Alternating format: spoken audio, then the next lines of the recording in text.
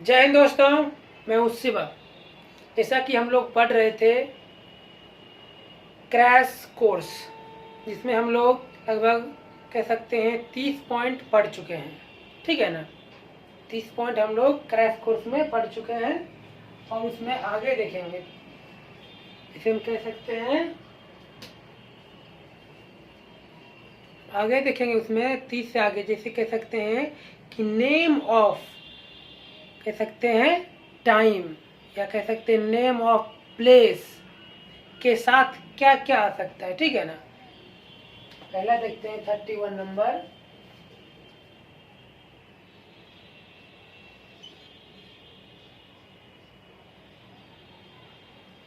Name of time के साथ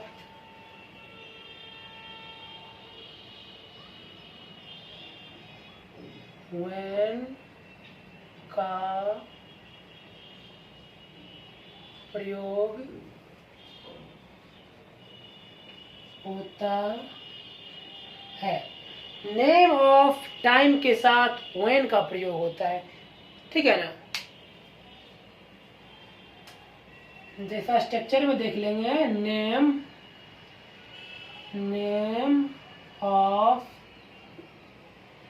time plus when plus dot dot dot, ये इसका स्ट्रक्चर हो गया। ठीक है ना, यानी कि यदि मान लिया जाए कोई, जैसे मान लिया जा रहा है 1947, 2000, 5000, कुछ भी यानी कि ईयर आ रहा है। ठीक है ना, उसके साथ when का प्रयोग होगा, यानी कि नेम ऑफ टाइम के साथ when आएगा, ये याद रखना है। जैसे हम देख लेते हैं, स्ट्रक्चर हो गया, इसका देख लेते हैं आगे example. It is 1947, sorry it नहीं, इट वॉज कर देते हैं।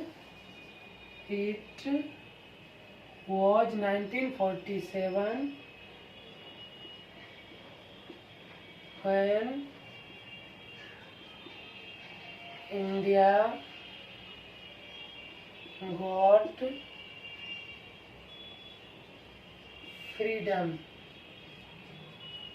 no error, first, second, third, fourth, इसको बनाना है। तो है it was 1947 when India got freedom, no error, बना के देखा जाए।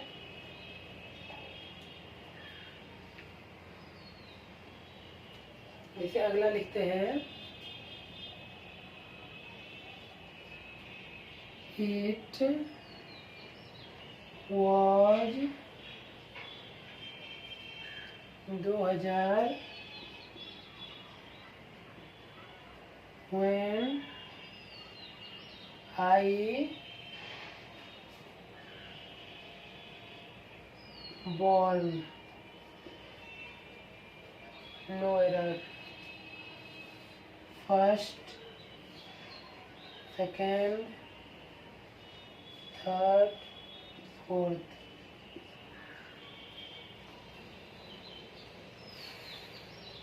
कैसे बनेगा? नेम ऑफ टाइम के साथ when आना चाहिए।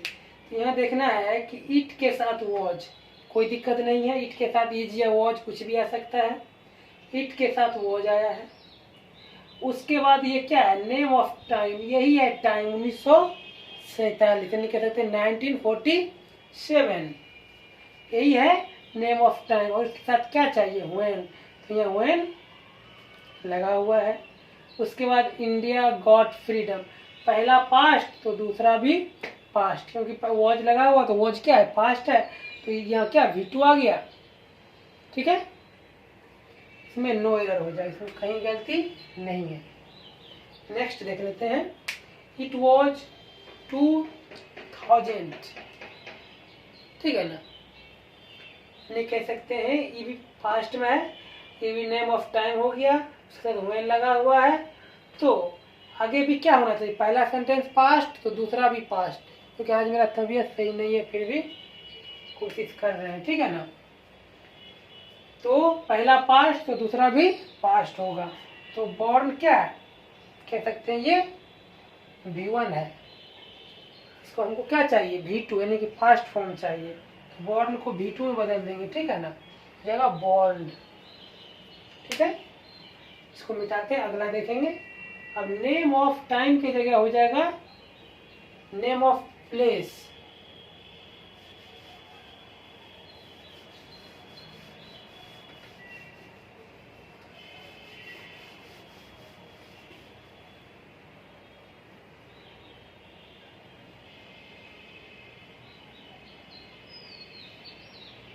और रूल नंबर देखना है 32। नेम ऑफ प्लेस के साथ वेयर का प्रयोग होता है। Name of place plus where, ये इसका स्ट्रक्चर हो गया। नेम ऑफ प्लेस, प्लेस मतलब क्या होता है, स्थान, जगह, या जहाँ जहाँ कह सकते हैं रहने की क्या हो, जगह हो, उसी को कह सकते हैं, आवास भी कह सकते हैं, होता है। ध्यान से देखना, पहले था नेम ऑफ टाइम, उसके साथ क्या लग रहा था, व्हेन। यहाँ है नेम ऑफ प्लेस, तो इसके साथ क्या लगेगा, वेयर, ठीक है ना।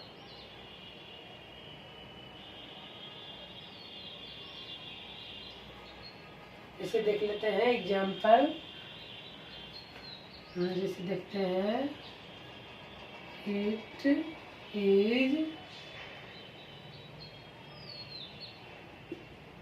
Khagaria, it is Khagaria, I teach English language, I teach English language. हम इसको फर्स्ट में ले लिए, सेकेंड, थर्ड और लास्ट वाले को फोर में। इसको बना के देखा जाए।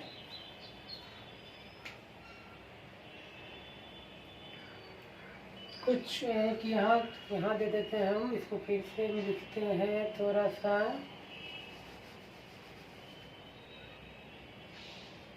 इट इज खगड़िया, व्हेन, इसको फर्स्ट में सेकेंड में। अब ठीक है, अगला देखना है, पहले इसको बना के देखा जाए। It is Khagaria, it is Khagaria, ठीक है। क्या हो गया, नेम ऑफ प्लेस, प्लेस का नाम हो गया खगड़िया। खगड़िया क्या है, जिला है, यानी कि जगह, रहने क्या तो जगह है, उसका नाम क्या है, खगड़िया है। उसको इसके साथ क्या लगना चाहिए, वेयर। नेम ऑफ प्लेस के साथ वेयर, जबकि यहाँ क्या लगा हो, व्हेन, तो इसको बदल के करना पड़ेगा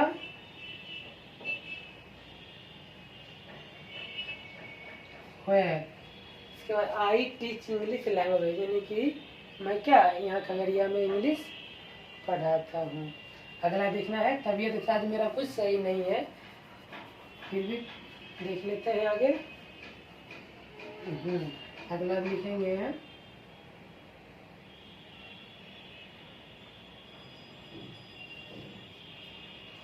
it is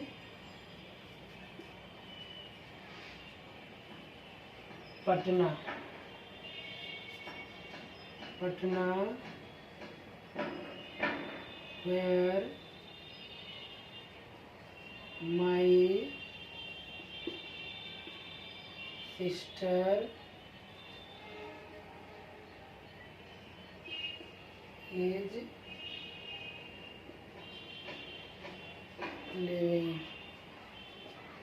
Novel, first, second, third, fourth, इसको बनाना है।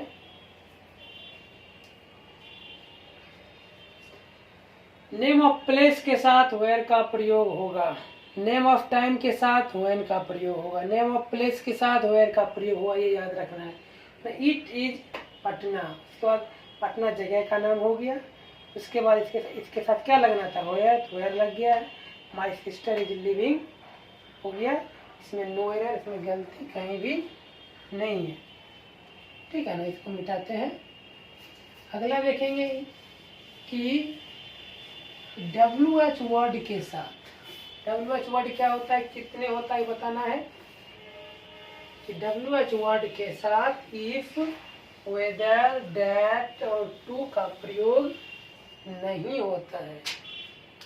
बताना है कि WH वर्ड के साथ इफ, वेदर, दैट और टू का प्रयोग नहीं होता है।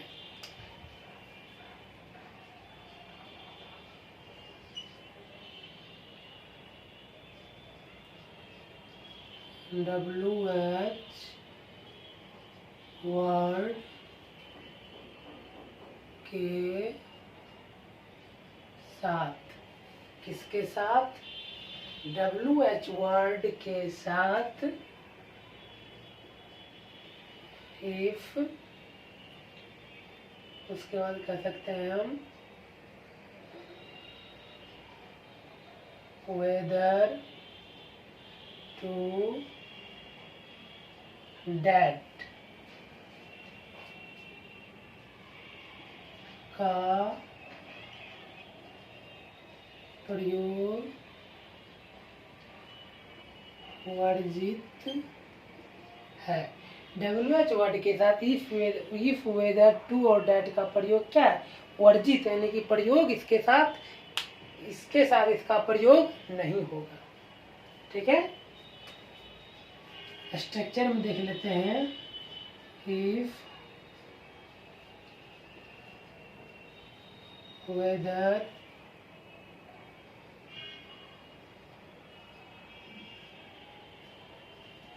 To, that plus WH word plus dot dot dot, इसका प्रयोग नहीं होता है इसके साथ, ठीक है ना। WH वर्ड का प्रयोग इफ, वेदर, दैट या टू के साथ इसका प्रयोग नहीं होता है, ठीक है ना। तो आगे एग्जांपल देना है, जैसे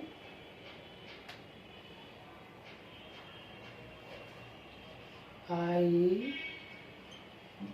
asked him that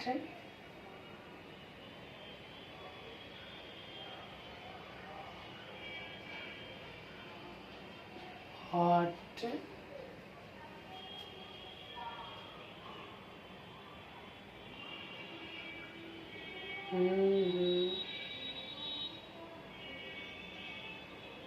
what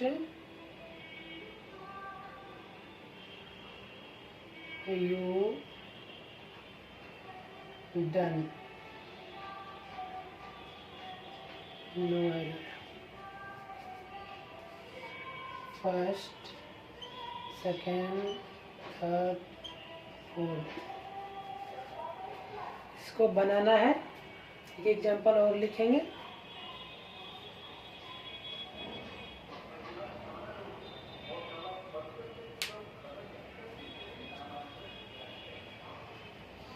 सबसे पहले देखना है कि आई आस्क्ड हिम, ये सेंटेंस जो है ये नरेशन का है, ठीक है ना, जिसको कह सकते हैं स्पीच भी बोला जाता है, direct speech, indirect speech.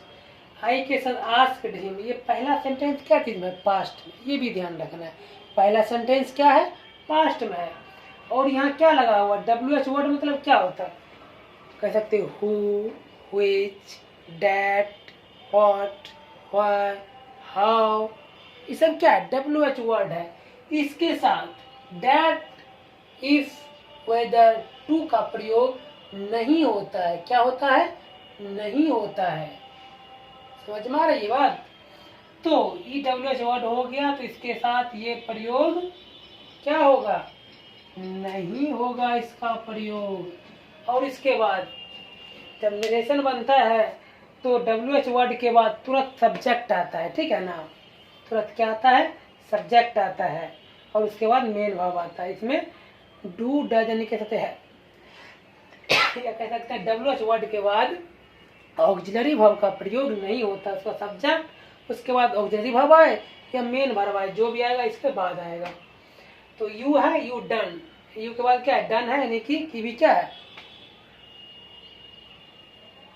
Done नहीं होना चाहिए, डिड होना चाहिए, सॉरी यहाँ डिड नहीं, डन नहीं, डिड देना पड़ेगा।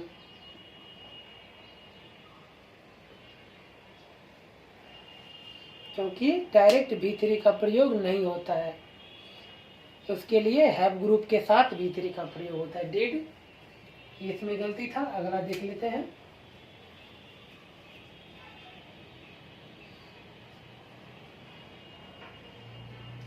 Ram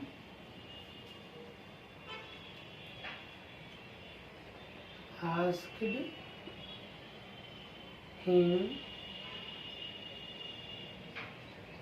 if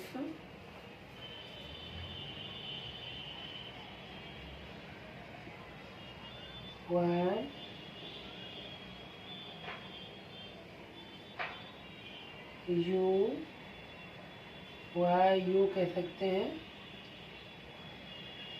read, no error.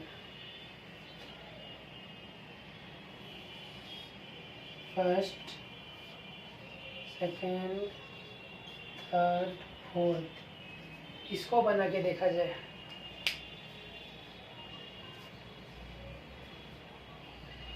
सबसे पहले देखना है कि राम आस्क्ड हिम, ये क्या है, पास्ट में है, क्या चीज में है, पास्ट में है। उसके बाद इसके साथ क्या लगा हुआ है, वाई क्या है, WH वर्ड है, ठीक है ना। तो WH वर्ड है, तो WH वर्ड के साथ इफ, वेदर, दैट और टू का प्रयोग नहीं होगा, इसीलिए इसको क्या करना पड़ेगा, यहाँ से हटाना पड़ जाएगा। और उसके बाद बता चुके हैं कि नरेशन का रूल है कि WH वर्ड के बाद डायरेक्ट सब्जेक्ट आएगा, डायरेक्ट सब्जेक्ट आएगा। इस सब्जेक्ट और WH वर्ड के बीच में ऑक्सिलरी वर्ब का प्रयोग नहीं होगा, जो भी होगा इसके बाद होगा।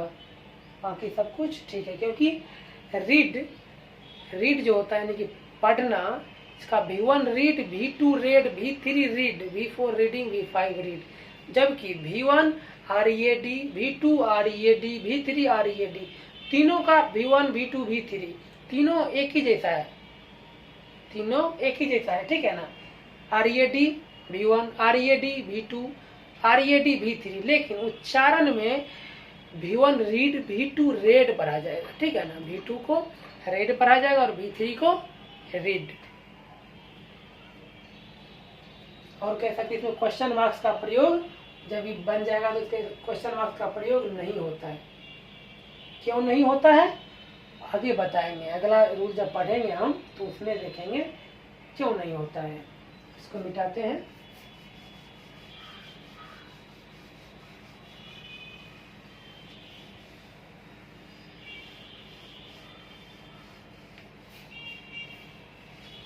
अब रूल देखना है कि WH वर्ड के साथ क्या क्या कंडीशन हो सकता है, WH वर्ड के साथ क्या क्या कंडीशन हो सकता है। 34 WH वर्ड के साथ निम्न लिखित कंडीशंस होते हैं। WH वर्ड के साथ कुछ कंडीशन है जो हम लिखते हैं यहाँ पर, तो देखना है WH वर्ड के साथ कितना कंडीशन हो जाएगा।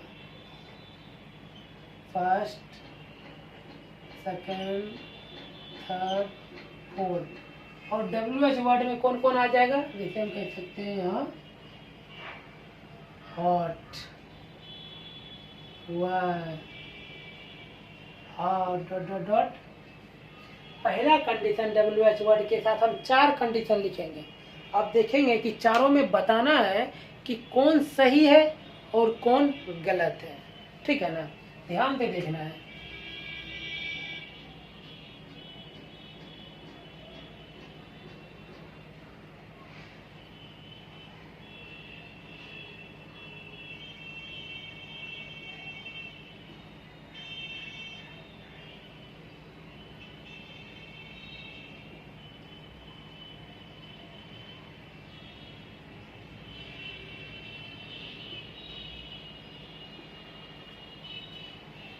अगला देख लिखते हैं, auxiliary verb plus subject plus verb plus object. अगला लिखेंगे auxiliary verb plus subject plus subject plus question mark. हम 4 स्ट्रक्चर लिखे हैं। कितने लिखे हैं? 4। WH वर्ड के साथ subject plus verb plus object plus full stop.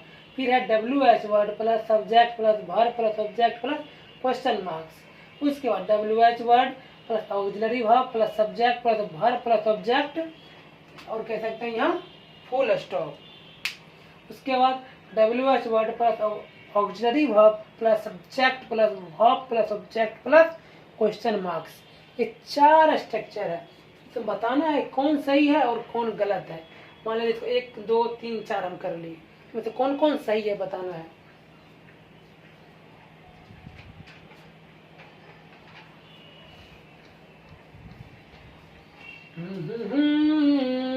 बताना है कौन सही है और कौन गलत है, तो हम बताने जा रहे हैं। ठीक है, देखना है WH वर्ड के साथ। हम पहले बता देते हैं कि WH वर्ड के साथ नियमतः क्या पढ़ा गया है कि उसके बाद ऑक्सिलरी वर्ब आएगा, फिर सब्जेक्ट आएगा, फिर मेन वर्ब आएगा, फिर ऑब्जेक्ट आएगा, फिर क्वेश्चन मार्क्स आएगा। ये रूल सबको मालूम है। इसके अनुसार हम कह सकते हैं कि subject WH word plus auxiliary verb plus subject plus verb plus object plus question marks, ये हम कह देंगे कि ये रूल क्या है? सही है। ये रूल क्या है? सही है। ये हम रूल सब दिन से पढ़ते आए हैं।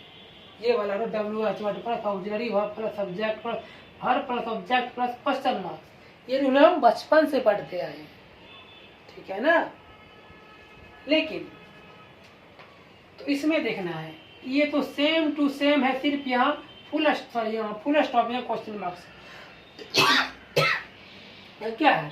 Auxiliary verb auxiliary verb subject subject verb for object object, यहाँ फुल स्टॉप है, यहाँ क्या है? Question marks. तो क्वेश्चन मार्क्स वाला सही हो गया तो फुल स्टॉप वाला क्या हो जाएगा? गलत हो जाएगा। ठीक है, अब इसके साथ देखते हैं, यहाँ भी सेम ही है, subject subject verb verb object object, यहाँ फुल स्टॉप, यहाँ क्वेश्चन मार्क्स। इसमें जो बता दिया कौन सही है, तब मजा आएगा। तो इसमें ध्यान से देखना है कि WH वर्ड के साथ, किसके साथ? WH वर्ड के साथ सब्जेक्ट आ जाए, वर्ब आ जाए, ऑब्जेक्ट आ जाए और फुल स्टॉप आ जाए, तो ये रूल सही हो जाएगा और ये रूल गलत हो जाएगा। ध्यान से देखना है कि WH वर्ड के साथ यदि फुल स्टॉप आ जाए, यहाँ जो कह सकते हैं, यहाँ जो फुल स्टॉप है, ये फुल स्टॉप आ जाए तो WH वर्ड के बाद ऑक्सिलरी वर्ब आने की कोई जरूरत नहीं है। ठीक है ना। यदि कह सकते हैं WH वर्ड है, WH वर्ड वाला कोई सेंटेंस है, उसके अंत में फुल स्टॉप है, तो WH वर्ड के बाद ऑक्सिलरी वर्ब की कोई आवश्यकता नहीं है। जैसा कि यहाँ रूल में लिखा हुआ है कि WH वर्ड वाला है, इसके अंत में फुल स्टॉप है, तो यहाँ सब्जेक्ट से पहले ऑक्सिलरी वर्ब नहीं है, फुल स्टॉप है तो सब्जेक्ट के लेकिन फुल स्टॉप है तो ऑक्सिलरी वर्ब के बाद, लेकिन फुल स्टॉप है तो WH वर्ड के बाद ऑक्सिलरी वर्ब नहीं चाहिए। लेकिन यदि फुल स्टॉप है, यदि फुल स्टॉप है तो सब्जेक्ट से पहले ऑक्सिलरी वर्ब चाहिए। यदि फुल स्टॉप है, फुल स्टॉप है तो ऑक्सिलरी वर्ब नहीं चाहिए। क्वेश्चन मार्क्स है तो फुल स्टॉप चाहिए। क्वेश्चन मार्क्स है, क्वेश्चन मार्क्स है तो ऑक्सिलरी वर्ब चाहिए, और फुल स्टॉप है तो ऑक्सिलरी वर्ब नहीं चाहिए। ये रूल है। हम लिखते हैं जैसे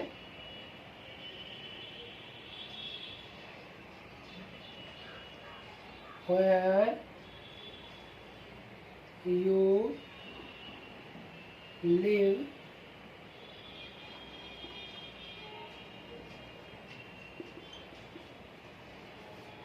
फर्स्ट, सेकेंड, थर्ड, फोर्थ, ये बनाना है। और सिंपल है, बन जाना चाहिए, दिमाग थोड़ा सा लगाना है। सबसे पहले देखना है हमको साइन, लास्ट में जो साइन है यानी कि संकेत है वो क्या चीज का दे रहा है, फुल स्टॉप या क्वेश्चन मार्क्स। यहाँ जो लिखा हुआ है क्वेश्चन मार्क्स, क्वेश्चन मार्क्स है, इसका मतलब WH वर्ड के पहले हमको क्या चाहिए, ऑक्सिलरी वर्ब। WH वर्ड के पहले क्या चाहिए, ऑक्सिलरी वर्ब। देखना है WH वर्ड के बाद क्या है, सर हाँ WH वर्ड के बाद क्या, ऑक्सिलरी वर्ब यहाँ नहीं है, क्वेश्चन मार्क्स है, तो WH वर्ड के बाद क्या चाहिए, ऑक्सिलरी वर्ब चाहिए। समझ में आ रही है ये बात, क्वेश्चन मार्क्स है तो WH वर्ड के बाद क्या चाहिए, हमें ऑक्सिलरी वर्ब चाहिए। तो यहाँ क्या आएगा, ऑक्सिलरी वर्ब के रूप में क्या आएगा, ये सेंटेंस क्या है, प्रेजेंट इंडेफिनिट का है, तो प्रेजेंट इंडेफिनिट में ऑक्सिलरी वर्ब के रूप में डू डज जाता है, ठीक है ना। इसमें डू प्लूरल के लिए होता है और डज सिंगुलर के लिए, इसमें यू क्या है, प्लूरल है, यू क्या है, प्लूरल है, तो इसीलिए इसके साथ कह सकते हैं यहाँ डू देना पड़ेगा, डू यू लिव, ठीक है ना, या इन भी लगा सकते हैं, डू यू लिव इन, ठीक है ना, नहीं भी लगा सकते हैं क्योंकि फर्स्ट में ही कह सकते हैं क्या है, गड़बड़ है। अगला देखते हैं,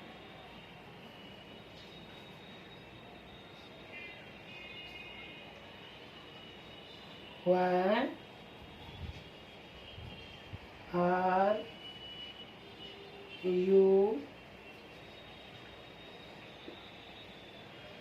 crying? No error.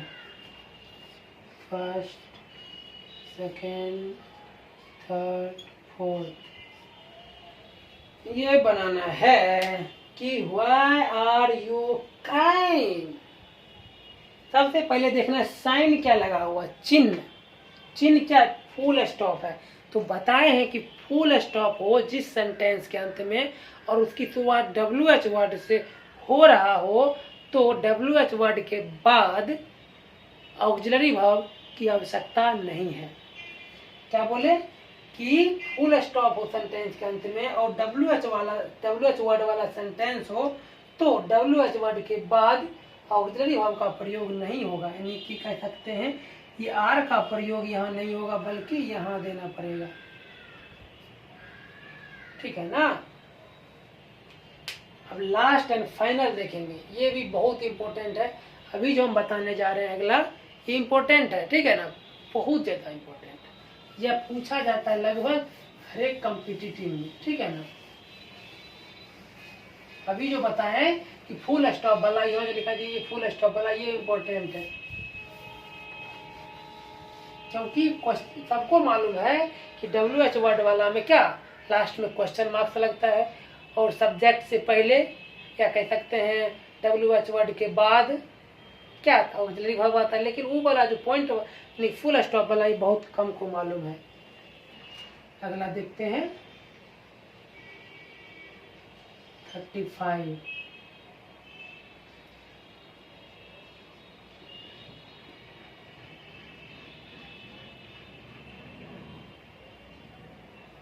कंडीशन ही रहते, कंडीशन वाले वर्ड के साथ कंडीशन वाले वर्ड के साथ जो सब्जेक्ट आएगा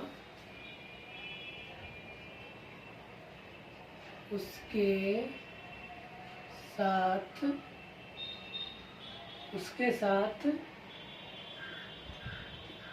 शैल या विल का प्रयोग नहीं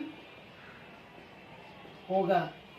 सबसे पहले ध्यान देना है कंडीशन वाला जो वर्ड होता है जिसमें हम बताएंगे या बता ही देते हैं कि if whether as long as के बाद कह सकते हैं till until unless what what soever what soever when ever when soever where ever where soever के साथ, मतलब ये सब जितना बोले अभी सब कंडीशनल वर्ड है, ठीक है ना। इसके साथ शैल या विल का प्रयोग नहीं होगा, ठीक है ना। तो मैं स्ट्रक्चर लिखने जा रहे हैं, ध्यान से देखना है, ठीक है ना। अभी जो मैं स्ट्रक्चर लिखेंगे तो ध्यान से देखना है इसमें कौन सही है और कौन गलत है। 4 स्ट्रक्चर हम लिखेंगे अभी।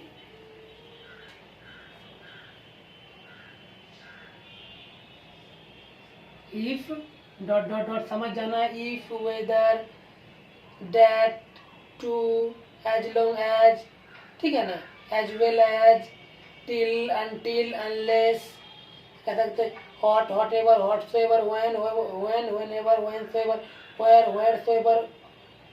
सोएवर वेयर एवर, सब के साथ शैल या विल का प्रयोग नहीं होगा। सिर्फ इफ लिख के हम लिखते हैं आगे, if plus subject plus V1 या V5 plus object plus subject plus shall will plus V1 plus object.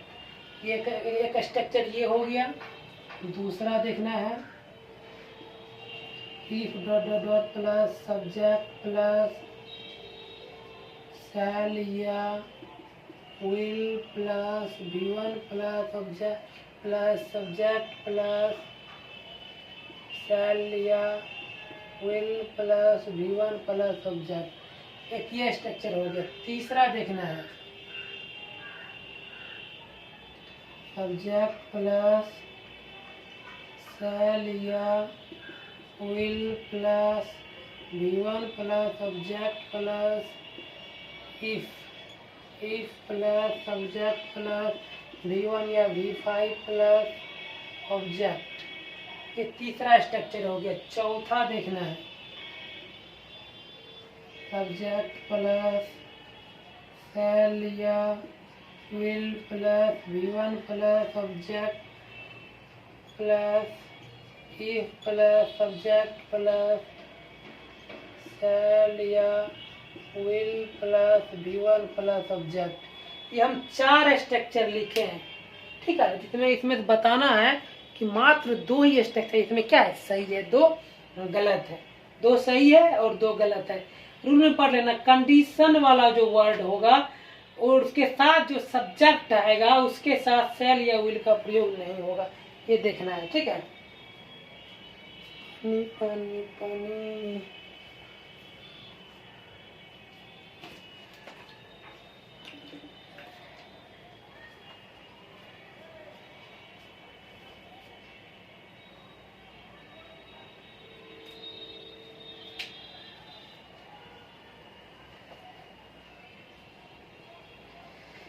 देखना है। हम बताए हैं कि इफ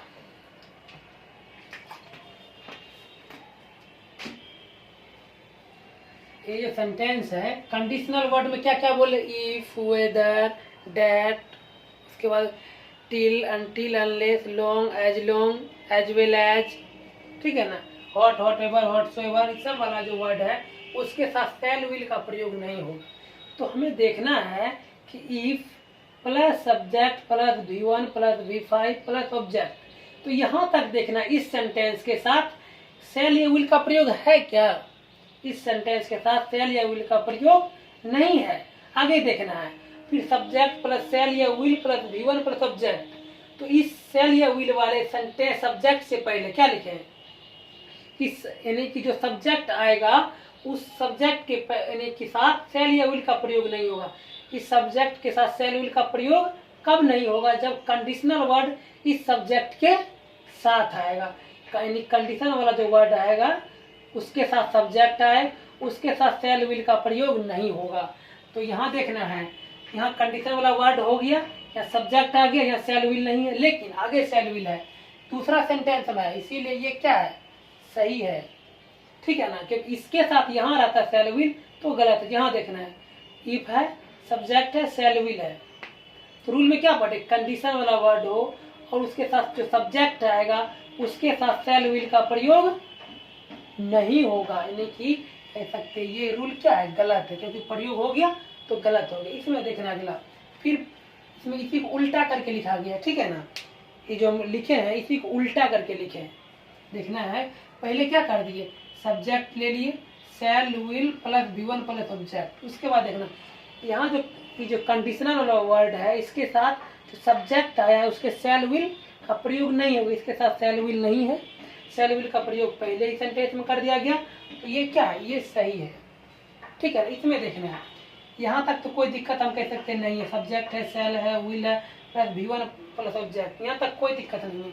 फिर यहाँ देखना है कंडीशनल वर्ड का प्रयोग कर दिया गया, इसके साथ जो सब्जेक्ट है उसके साथ शैल विल का प्रयोग नहीं होगा, प्रयोग कर दिया गया, इसीलिए क्या है, क्या है, गलत है, ठीक है ना।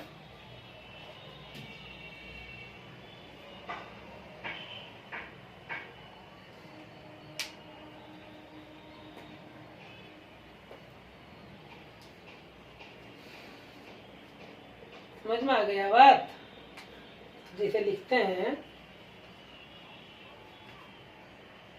जैसे क्या लिखे हैं, जैसे आई विल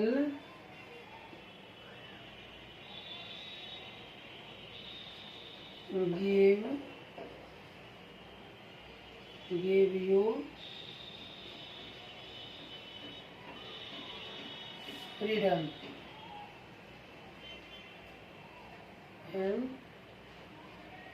एंड ले देते हैं, उसके बाद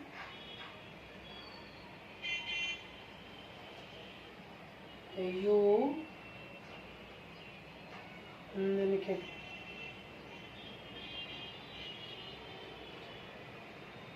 तो यानी कि तुम मुझे कह सकते हैं खून दो, यानी कि यू गिव मी ब्लड। जैसे सुभाष चंद्र बोस जी का नारा था कि तुम मुझे खून दो और मैं तुम्हें आजादी दूंगा, ठीक है ना, इसको बनाना है।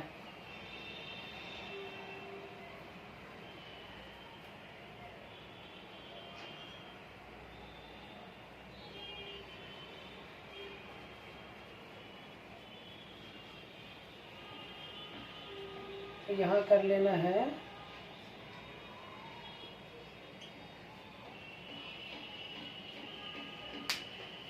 तो यहाँ बना के देखना है, आई के साथ विल लगा हुआ है, आई के साथ विल लगा हुआ है, तो गिव दिया गया, V1 है, उसके बाद ऑब्जेक्ट है, ठीक है ना। उसके बाद यहाँ कंडीशनल वर्ड का प्रयोग कर दिया गया, किसका प्रयोग है, कंडीशनल वर्ड, तो इसके बाद क्या है, सब्जेक्ट है, उसके बाद क्या नहीं आएगा, शैल या विल नहीं आएगा, इसके साथ गिव है, मी है, ऑब्जेक्ट है, उसके बाद ब्लड है, इसमें कोई दिक्कत नहीं, यानी कि नो एरर। कह सकते हैं कि भारत के जो फ्रीडम फाइटर थे सुभाष चंद्र बोस जी, वो एक नारा दिए थे कि तुम मुझे खून दो और मैं तुम्हें आज़ादी दूंगा, तो उसी का क्या लिखा हुआ है, I will give you freedom if you give me blood, यानी कि तुम मुझे खून दो और मैं तुम्हें आज़ादी दूंगा, ठीक है ना। तो कह सकते हैं इसमें इतना ही, एक कह सकते हैं हम लोग देख लेते हैं एक इडियम्स, ठीक है ना, जिसमें कह सकते हैं, कहा जाता है कि education is the most powerful weapon, education is the most powerful weapon, ठीक है ना, and you can change the world, और कह सकते हैं कि एजुकेशन जो है यह दुनिया की सबसे शक्तिशाली हथियार है, ये जिसके पास है वह दुनिया को जीत सकता है। ये हम कह सकते हैं कि शिक्षा का जो प्रचार प्रसार हुआ था वह बिहार से शुरू हुआ था जो पूरी दुनिया पढ़ा, लेकिन आज वही शिक्षा को बिहार को अब जरूरत है। बिहार से जो पूरी दुनिया को दिया गया, अब वही शिक्षा बिहार को जरूरत है, क्योंकि बिहार के पास एजुकेशन सिस्टम क्या है, उतनी अच्छी नहीं है। इस पर हम लोग को क्या काम करना चाहिए। और आज के लिए इतना ही, धन्यवाद।